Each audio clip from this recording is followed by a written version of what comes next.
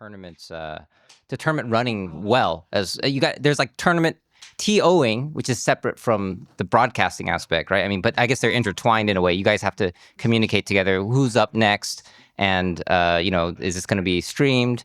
And I guess that's all kind of put together. I guess it's separate in my mind, but it seems very, very intertwined. Yeah, they're definitely interconnected. You can't, you really can't operate one without the other. Everybody has to communicate.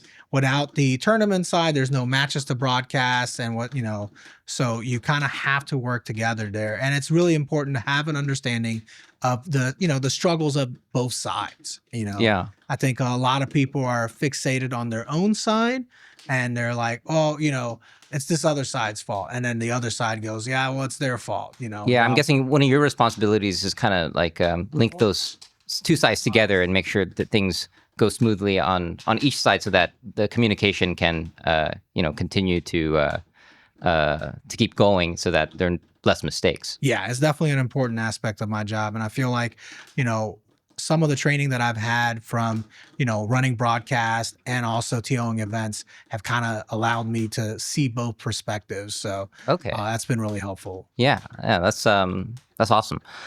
So I guess we talked a little bit about like sometimes having to do some other kinds of work, maybe outside of FGC stuff, to pay the bills or take these jobs.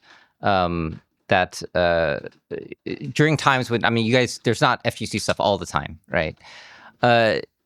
What about unpopular fighting games? Is that something you guys like? How do you guys think about that, approach that? I mean, there's I don't want to say unpopular. I should say maybe fighting games that are more obscure. The kind of more obscure titles.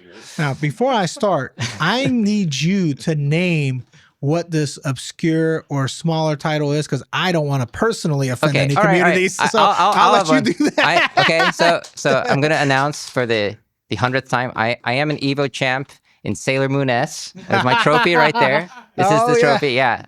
That was at Evo Japan 2020.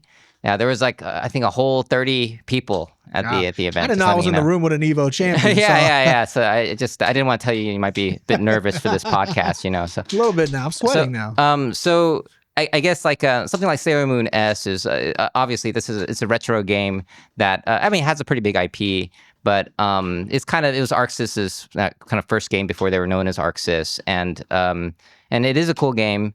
But it's definitely something that, it got a little bit of traction at one point.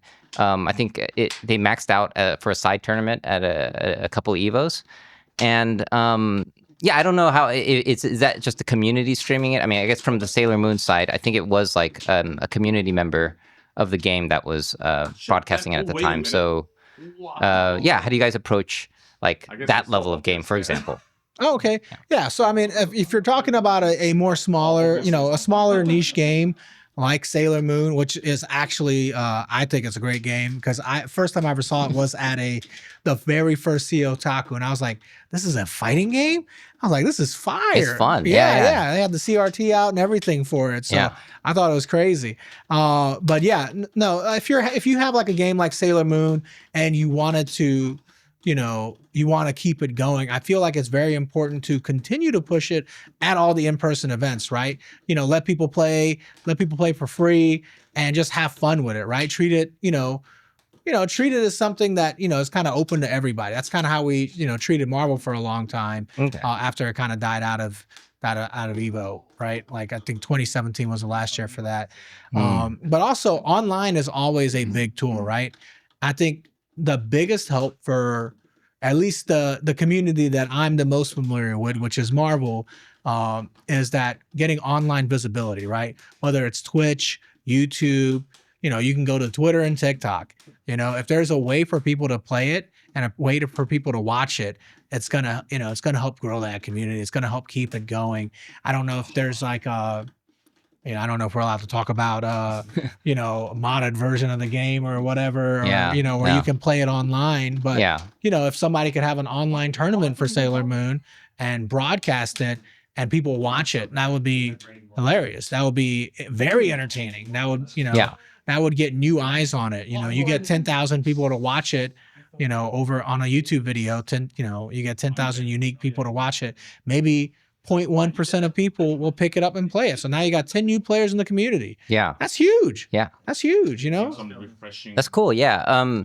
You mentioned, I guess Marvel is something that obviously you love. You put it in your bio as well. In terms of I guess the way Marvel is now, we have MVC2, 3. 3 is the game that you play probably the most. And of course, there's MVCI, that game we're talking about, like games being modded. That's I think, Maximilian Dude is kind of working on that as well. And in a certain way, Dragon Ball Fighters DBFZ was kind of like a spiritual successor to Marvel in a way, because that's something that really resonated with the FGC, and not just any FGC people, but people who really loved Marvel. And so I guess what are the things that you wish would happen with the Marvel scene? Are you just happy with MVC3 and you just want to keep playing that?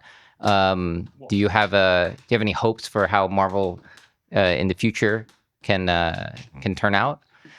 So, I mean, with Marvel 3, I don't want to say it's peaked, because I feel like it's never peaked. I mean, obviously we had a huge turnout in the last Evo 2023, when it was a main game, 1,300 players, huge record for our community. But honestly, I'm very happy with where it is now. We have a lot of players that are active week in and week out. We have our TNS online weeklies, which have, on average 60 to 80 players every single week. So that's fantastic. And, thousands of people watch it every week. So I'm very happy about that. So, yeah, I mean, I don't really have any hopes other than Marvel continues to grow and people continue to pick it up. There's a lot of new players coming into the scene, competing on Parsec.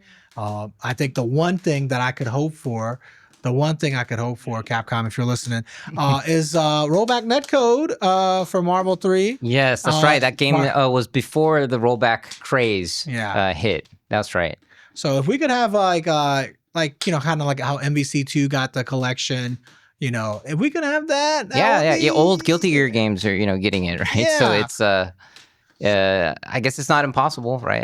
I imagine it's much harder for a game like Marvel 3 with the way that it works to implement rollback. But it's it'd be my one last wish. So okay, awesome, awesome.